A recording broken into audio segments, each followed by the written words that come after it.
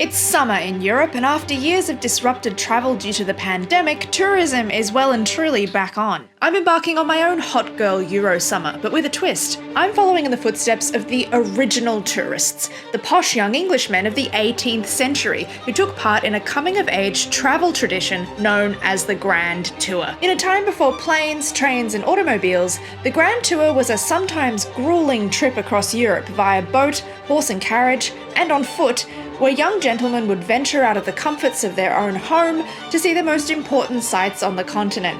My journey will take me to Paris, down through France, and across the Swiss Alps to Italy, where the young gentlemen of the British aristocracy saw the art and architecture of the ancient world, bought the latest fashions in menswear, and got into trouble with the local ladies, all in the name of education.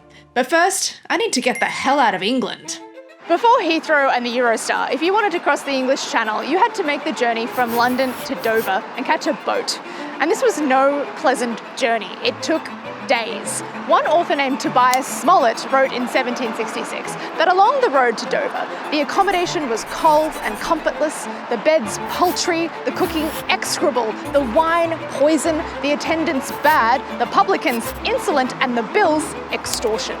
Good old Tobias Smollett was known for being a bit of a grumpy traveller. In fact, another author named Lawrence Sterne satirised him in a character called Smell Fungus, who complained non-stop during his travels abroad in his novel A Sentimental Journey Through France and Italy.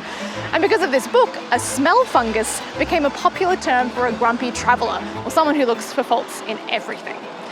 Over the course of this series, we're going to be coming across quite a few smell fungi, because as it happens, a lot of Brits who embarked on the Grand Tour of France and Italy in the 18th and 19th centuries like to have a bit of a whinge.